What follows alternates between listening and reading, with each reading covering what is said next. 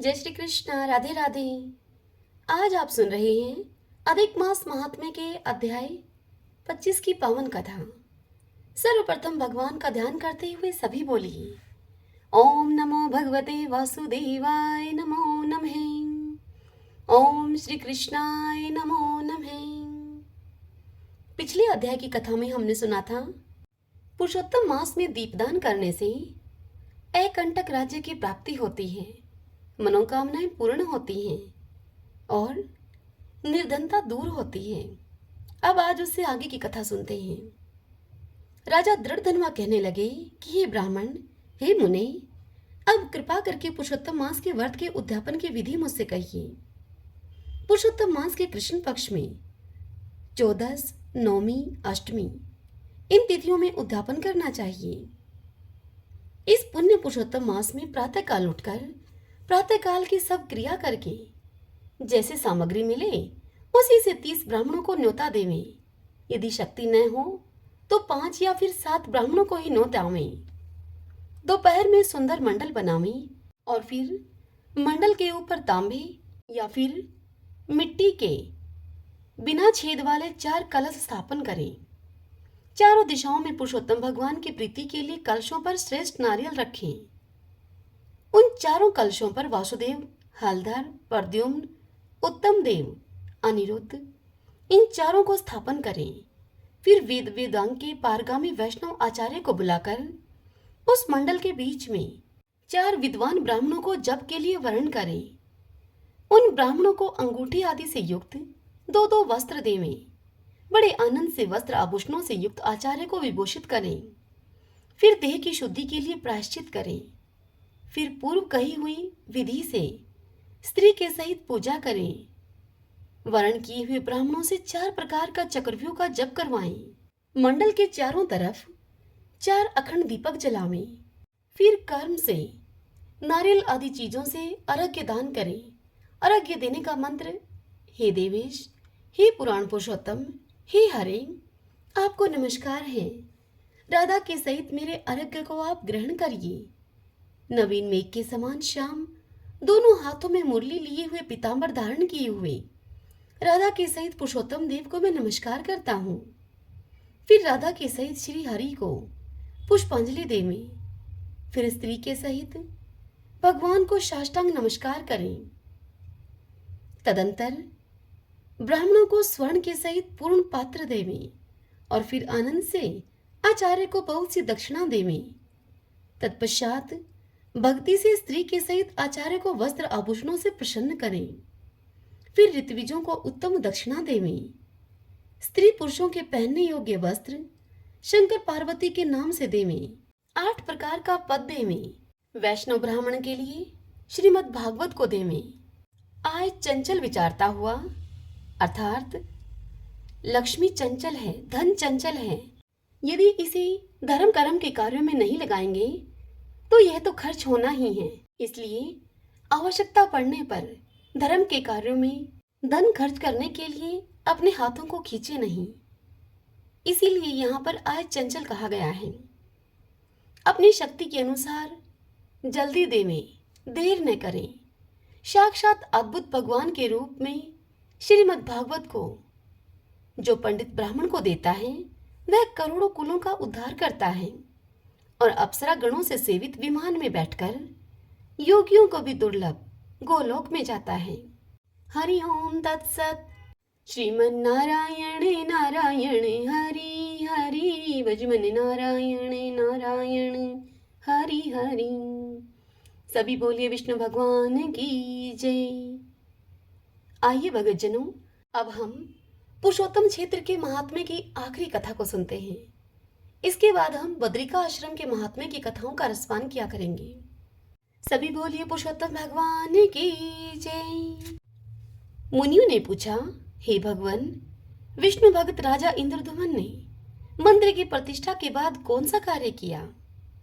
यह सुनकर जैमिनी जी बोले कि हे मुनियों, साक्षात ब्रह्मा स्वरूप जगन्नाथ जी से वरदान पाकर नरश्रेष्ठ इंद्रद्युम्न ने अपने को कृतार्थ माना। भगवान की आज्ञा के अनुसार उन्होंने पुण्य एवं मोक्ष प्रदान करने वाली संपूर्ण यात्राएं करवाई। अनेक प्रकार के उपचारों से जगत गुरु श्रीहरि की नाना प्रकार से उन्होंने पूजा की और फिर राजा गाल को अर्थात राजा श्वेत को भगवान की आज्ञा भली भांति समझाकर धर्म और न्याय से युक्त होकर यह वचन उनसे कहा। इंद्रधुमन ने कहा कि हे राजन, तुम बहुश्रुत विद्वान हो, धर्म में तुम्हारी निष्ठा है, भगवान में भी मन, वाणी और क्रिया के द्वारा तुम्हारी बड़ी भक्ति है। भगवान श्री हरि किसी एक के उपदेश के लिए अनुशासन नहीं करते हैं। ये तो समस्त चराचर के गुरु हैं और संपूर्ण विश्व इनका शिष्य है। मुझ पर अनुग्रह करने के लक्ष्य से अवतीर्ण हुए भगवान जगन्नाथ जी यहाँ दीन दुखियों के उद्धार के लिए सदैव निवास करेंगे। तुम भक्ति और श्रद्धा के साथ इनकी आज्ञा के पालन में लगे रहो। ये साधारण काष्ठ की प्रतिमा है, ऐसी व्यवहारिक बुद्धि से इन्हें न देखो तुम। ये तो साक्षात जगदीश्वर हैं। इनके मंदिर में प्रवेश करने के समय तीनों लोकों के निवासी इस पृथ्वी पर आ गए थे। यह सब तो तुमने प्रत्यक्ष देखा है। ब्रह्मा आदि सब देवता एक ही साथ यहाँ पधारे थे। काष्ठ स्वरूप धारण करने वाले ये साक्षात चराचरमय विष्णु हैं। इन्हें पृथ्वी पर प्राप्त होने वाले तुम कल्प वृक्ष समझो। ये संपूर्ण कामनाओं को देने वाले हैं। इनकी उपासना करके जो जैसी कामना रखता है वैसा ही फल प्राप्त कर लेता है। ये अंधकार से परे अनिर्वचनीय ज्योति स्वरूप हैं। यदि जन बहुधा प्रयत्न करके भी इन्हें यथार्थ रूप से नहीं जान पाते, नैष्ठिक ब्रह्मचार्य का पालन करने वाले शुद्ध धर्मनिष्ठ यतियों तथा अनन्य भक्ति से युक्त योगियों के एक ही मार्ग भगवान श्री हरि हैं। जैसे संतप्त मनुष्य ग्रीष्म ऋतु में शीतल एवं गहरे जलाशय में गोता लगाकर बड़े संतोष का अनुभव करता है, ठीक उसी प्रकार इन करुणा सागर भगवान पुरुषोत्तम के प्राप्त होने पर मनुष्य त्रिविध ताप जनित दुख को त्याग देता है।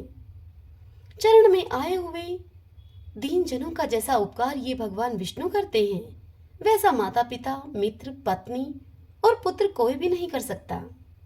अतः भोग और मोक्ष दोनों फलों को देने वाले इन जगदीश्वर का तुम सेवन करो और पूर्ववासियों तथा प्रजाओं के द्वारा भगवान की विभिन्न यात्राओं को भली भांति संपन्न करते रहो।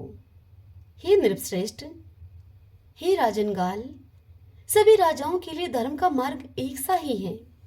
किसी पूर्व पुरुष ने उसे चलाया है और पीछे होने वाले लोग उसका पालन करते हैं।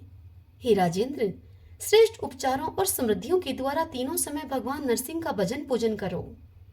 इससे तुम्हें परम शांति प्राप्त होगी। अपनी कृति की अपेक्षा दूसरे की कृति का संरक्षण करना श्रेष्ठ बताया गया है।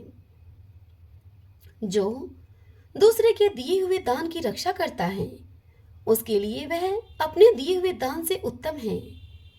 इस कथा को सुनाते हुए जैमिनी जी आगे मुनियों से कहते हैं कि हे मुनियों, इंद्रदुमन राजा की यह बात सुनकर नृपश्रेष्ठ श्वेत ने राजा इंद्रदुमन के आदेश को गुणयुक्त माला की भांति शिरोधार्य किया। राज ऋषि इंद्रदुमन भी भगवान पुरुषोत्तम को प्रसन्न करके नारद जी के साथ ब्रह्मालोक को चले गए। हे ब्राह्मणों, यह मैंने तुमसे पुरुषोत्तम क्षेत्र के उत्तम महात्म्य का वर्णन किया।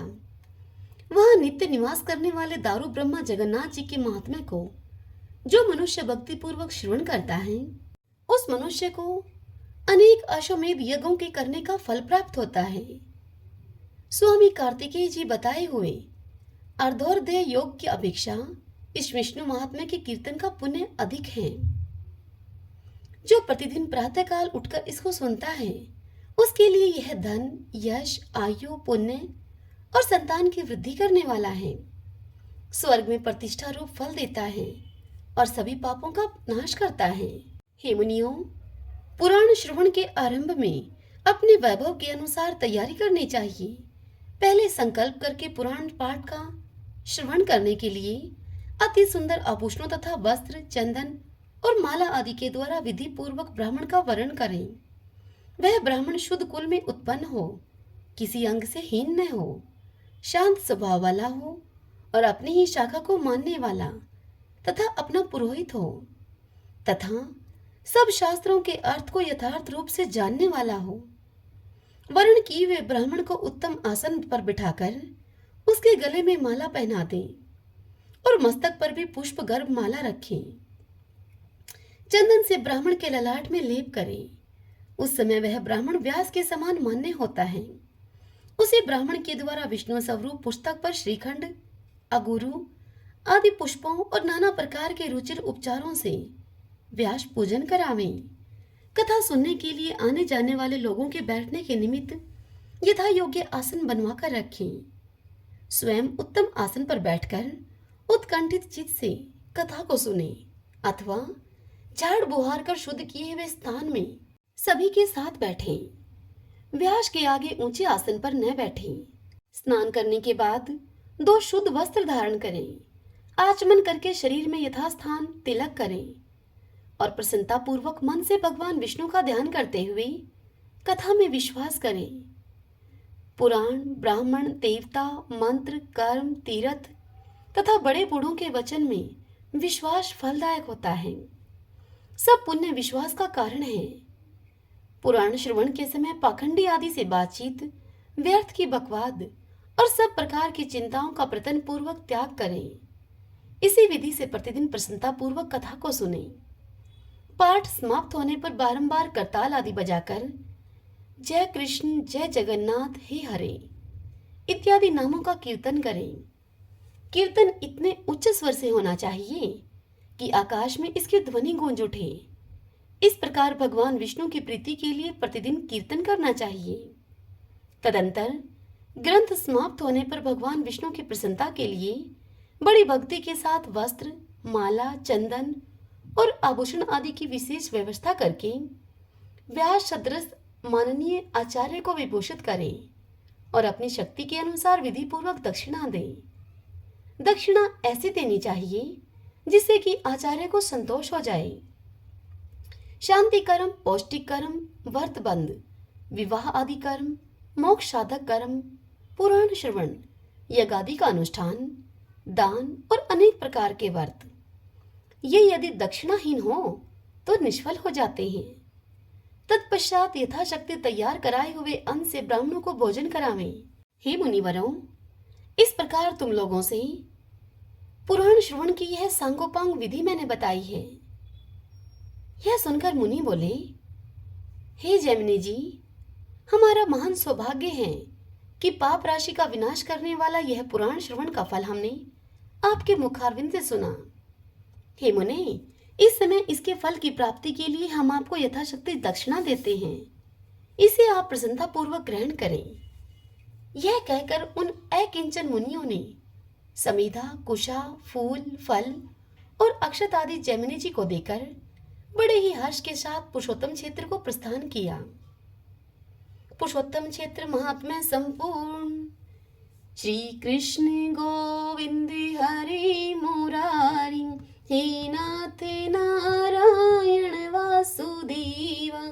श्री कृष्ण गोविंद हरे मुरारी, हे नाथ नारायण वासुदेव। श्री कृष्ण गोविंद हरे मुरारी, हे नाथ नारायण वासुदेव। श्री कृष्ण गोविंद हरे मुरारी, हे नाथ नारायण वासुदेव। सभी बोलिए विष्णु भगवान की जय, पुरुषोत्तम भगवान की जय। ओम श्री कृष्णाय नमो नमः। ओम नमो नारायण, ओम नमो नारायण। आशा करती हूँ आज की यह कथा आपको पसंद आई होगी। हरे कृष्णा।